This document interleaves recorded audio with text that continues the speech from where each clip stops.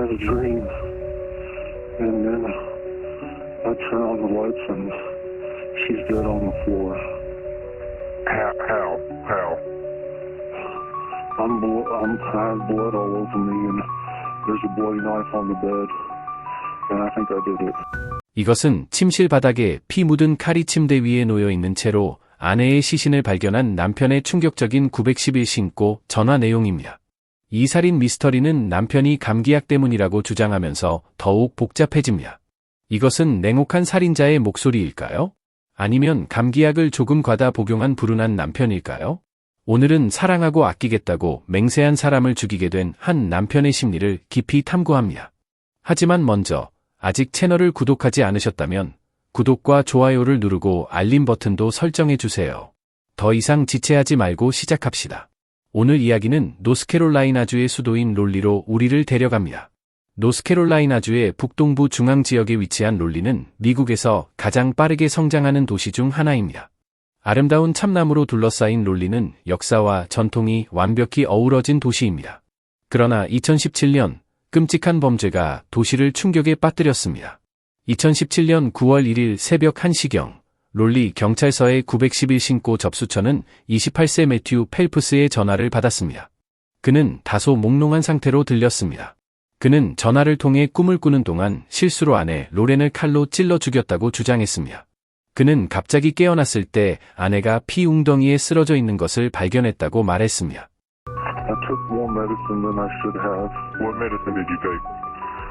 I took horse eating, cough and cold, because I know it can make you feel good, so a lot of times I can't sleep at night. Is she breathing at all? Is her chest moving? Is anything going on with her? No. Okay, well, we're gonna at least... Blood is dried on me.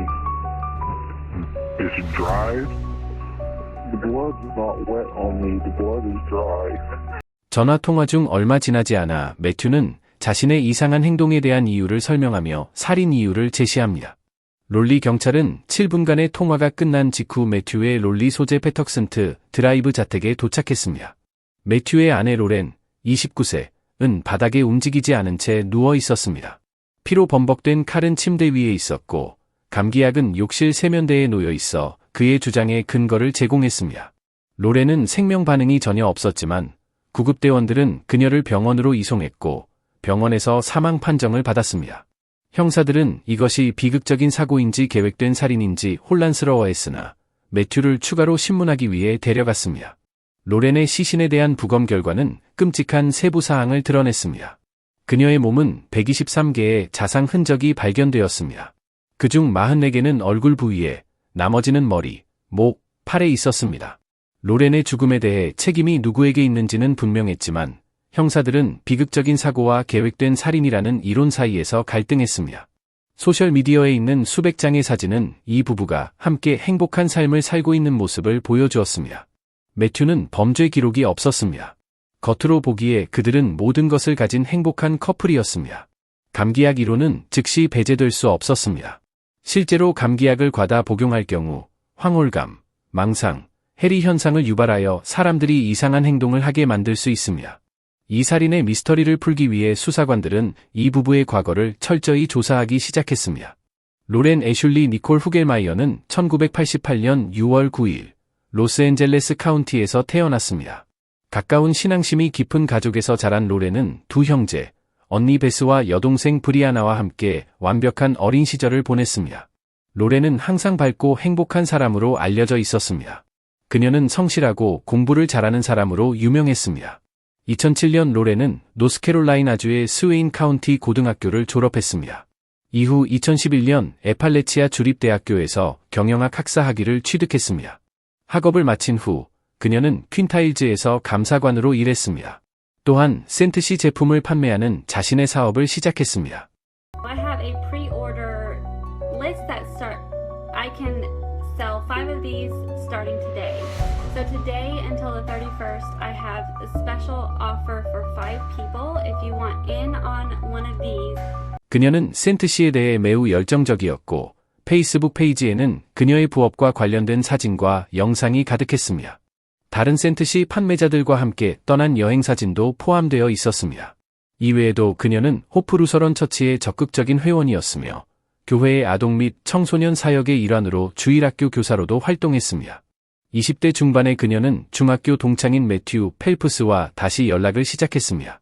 매튜가 전학을 가면서 고등학교 시절에는 서로 연락이 끊겼지만 로렌의 가족이 롤리로 이사한 후 그녀는 사랑이 넘치는 가정에서 자랐습니다. 반면 매튜는 그렇게 운이 좋지 않았습니다. 매튜는 가족과 가까운 유대 관계가 없었습니다. 그는 주로 조부모의 손에서 자랐으며 그의 부모는 책임을 다하지 않았습니다. 그의 부모는 그가 태어난 후 헤어졌고 생물학적 아버지는 그의 삶에서 완전히 부재했습니다. 어머니 역시 자주 곁에 있지 않았습니다. 어머니는 여러 번 재혼했지만 매튜는 계부들과 아버지와 아들 같은 유대감을 형성하지 못했습니다. 조부모는 사랑과 관심을 주기 위해 최선을 다했지만 그의 마음속 공허함을 채우기에는 부족했습니다. 이런 가정 환경이 그가 어린 시절부터 문제 행동을 시작한 원인일지도 모릅니다. 생활 환경이 그의 정신에 영향을 미쳤는지는 몰라도 매튜는 고등학교 시절에 잘못된 친구들과 어울리기 시작했고 약물과 알코올을 남용하기 시작했습니다.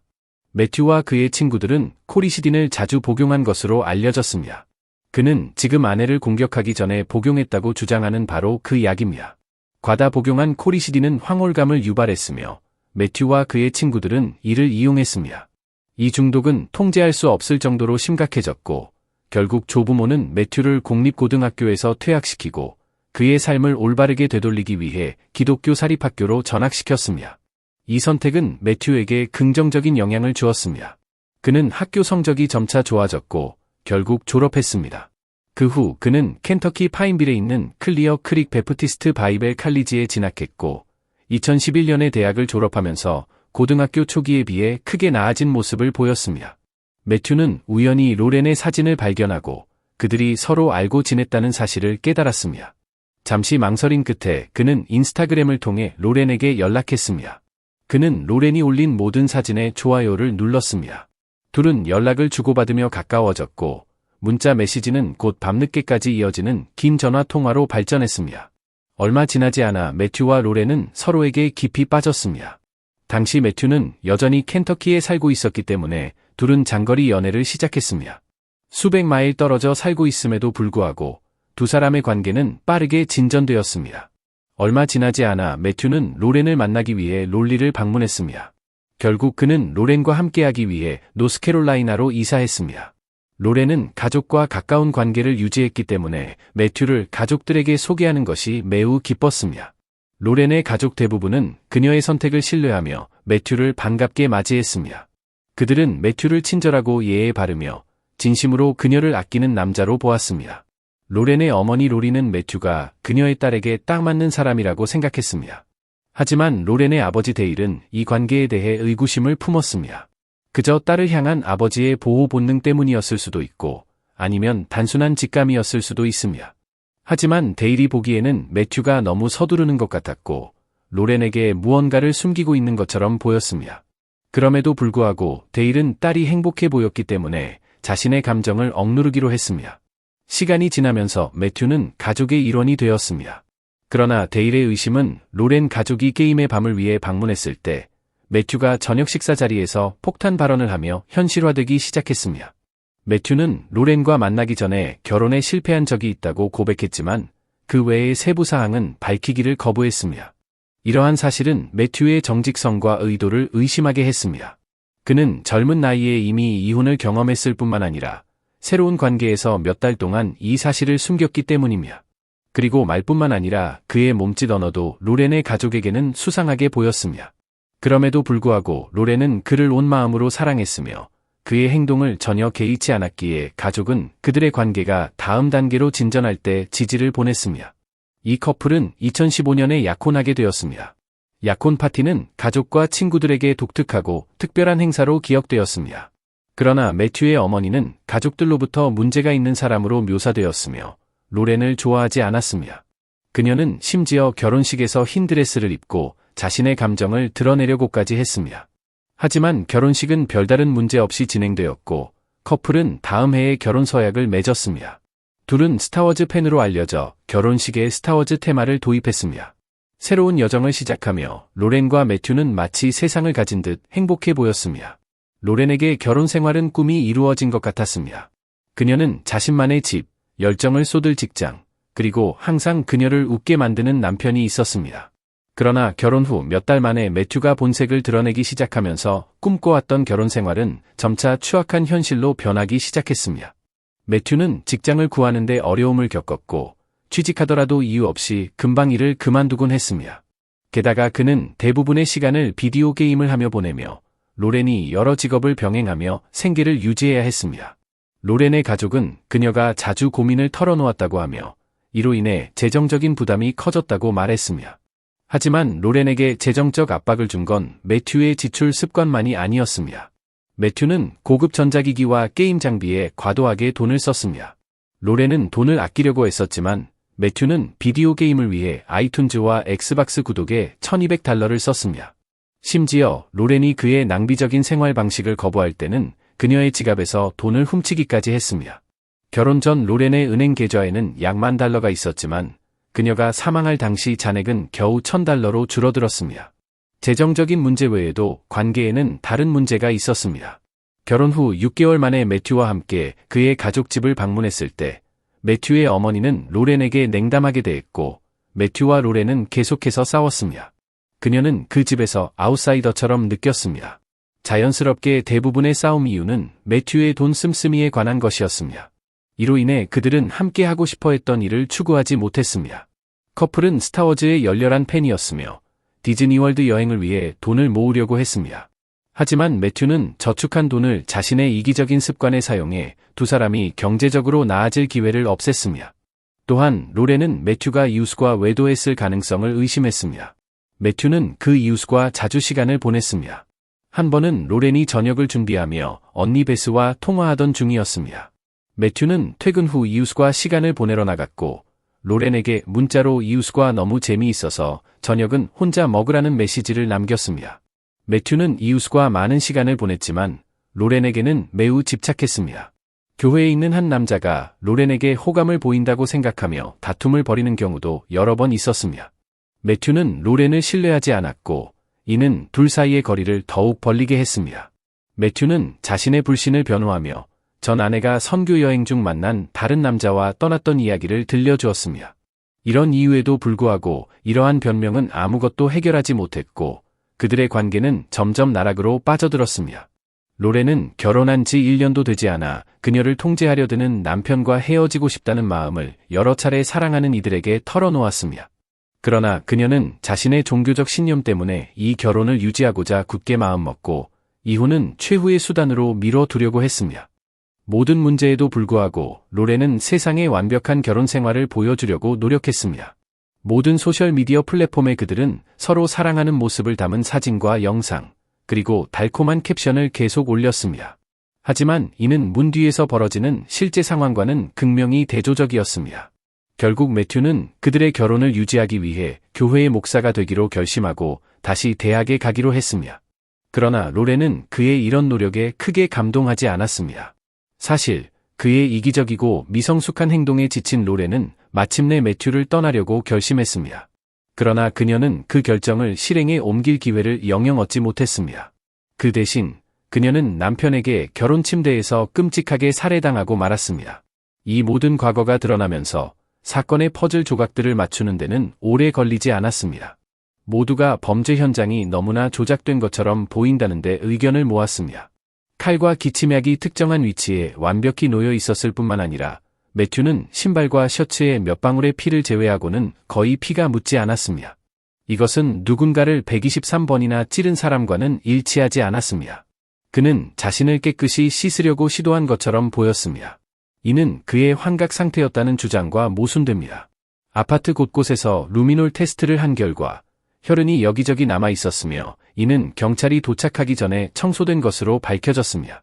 수사관들은 이제 매튜가 범죄 현장에서 감정적인 반응을 보이지 않았던 것을 떠올렸습니다. 그 후 코리시딘의 제조사인 바이엘은 이 약물이 폭력적인 행동과 관련이 없다는 성명을 발표했습니다. 게다가 의학 보고서에 따르면 살인 당시 그의 몸에는 약물이 매우 적은 양만 있었으며 이는 그의 판단력에 거의 영향을 미치지 않았을 가능성이 높았습니다. 그럼에도 매튜는 기치맥에 대한 자신의 변명을 고수했고 이야기를 바꾸지 않았습니다. 그래서 수사관들은 더 많은 증거를 찾기 위해 더 깊이 조사하기 시작했습니다. 매튜의 동기를 더 깊이 파헤치는 과정에서 수사관들은 매튜가 로렌과의 문제를 기록한 일기를 발견했습니다. 그는 로렌과의 관계에서 느낀 낮은 자존감과 불안을 계속해서 썼습니다. 로렌이 최선을 다했음에도 매튜는 그녀의 가족들과 잘 어울리지 못한다고 느꼈습니다. 로렌이 외도를 의심했던 이웃 여성은 경찰에게 자신들은 단지 친구일 뿐이며 불안과 우울증에 대한 공감대로 가까워졌다고 말했습니다. 하지만 시간이 지남에 따라 매튜는 자살이나 죽음과 같은 더욱 음울한 주제에 대해 이야기하기 시작했다고 합니다. 아마도 그는 그녀의 집에 있는 허가받은 총기를 손에 넣으려 했을지도 모릅니다. 또한 그의 휴대폰을 조사한 결과 그의 검색 기록은 우려할 만한 내용을 담고 있었습니다. 예를 들어 별표, 코리시딘은 얼마나 취하게 만들까? 별표 혹은 별표, 다른 사람들도 코리시딘에 취한 적 있나? 별표와 같은 이상한 검색 기록이 있었습니다. 이런 구글 검색만을 보면 이 살인이 계획된 것처럼 보였습니다. 그는 이미 기치맥을 변명으로 사용할 계획을 세우고 있었던 것으로 보입니다. 그러나 이러한 간접적인 증거만으로는 확고한 사건을 만들기에 충분하지 않았습니다. 곧 또 다른 발견이 드러났습니다. 매튜는 별표 마티 레디컬 별표이라는 비밀 인스타그램 계정을 가지고 있었으며 그곳에는 영화 별표 아메리칸 사이코 별표의 어두운 이미지와 자신이 영화의 주인공 패트릭 베이트먼처럼 옷을 입은 사진들이 올라와 있었습니다. 매튜는 연쇄살인범에 집착했으며 친구에게 누군가를 죽이면 어떤 기분일지 궁금하다고 표현했다고 합니다. 로렌을 살해하기 직전 매튜는 별표, 모두가 내가 연쇄살인범이라고 생각한다. 별표라는 캡션과 함께 별표, 천사를 찾아 죽였다. 별표라는 해시태그를 단 사진을 올렸습니다. 그 계정에는 악마와 귀신에 대한 내용이 담긴 게시물이 다수 있었습니다. 마침내 사건이 재판에 회부되었습니다. 검찰은 매튜가 아내를 의도적으로 살해했다는 것을 입증할 충분한 증거를 확보했다고 확신했습니다. 그러나 매튜의 변호 측은 법정에서 매튜의 성격이 이와 일치하지 않으며 살인 당시 그는 불안정하고 우울한 정신 상태에 있었다고 주장했습니다. With everybody so that we can all together get to the bottom of this really significant tragedy. 그 주장을 뒷받침하기 위해 매튜의 동료들이 작성한 몇 장의 편지가 판사에게 제출되었습니다. 편지에는 이러한 행동이 매튜의 성격과는 맞지 않는다고 강조되어 있었습니다. 검찰 측은 매튜의 전처를 증인석에 세웠습니다. 매튜가 이전에 주장했던 그녀의 불륜과는 달리 그녀는 매튜가 결혼 생활 동안 여러 차례 그녀를 속였다고 밝혔습니다. 로렌과 마찬가지로 그녀도 매튜와의 결혼에서 비슷한 문제를 겪었습니다. 이 문제에는 매튜의 무직 상태, 지나친 돈 낭비, 그리고 그들의 꿈을 위해 아무런 기여를 하지 않는 것이 포함되었으며 결국 이는 이혼으로 이어졌습니다. 결국 매튜는 사형 선고를 피하기 위해 유죄 협상에 동의하고 1급 살인죄를 인정했습니다. You're pleading guilty to one offense. That's the offense of first-degree murder. It is a felony. It carries the maximum penalty of death or life without the possibility of parole. Do you understand that? Do you personally plead guilty to the charge I just described? Did you in fact murder your wife, Lauren Kugelmeyer Phelps, by stabbing her multiple times? 이 사건은 마침내 2018년 10월 5일에 종결되었습니다. 매튜는 가석방 없는 종신형을 선고받았으며 선고 이후 로렌의 가족에게 사과문을 읽었습니다. I'm sorry that I took away Lauren's life. A life that was deeply connected to so many people. 그러나 그의 사과는 로렌의 가족에게 전혀 받아들여지지 않았습니다. 그들은 그의 사과가 자신들에게는 아무 의미가 없다고 말했습니다. Then I'll take him to my grave, and I'll still hate him. There's no way. No man can do that to any human being. 그들은 결코 매튜의 무분별한 행동을 용서할 수 없다고 단언했습니다.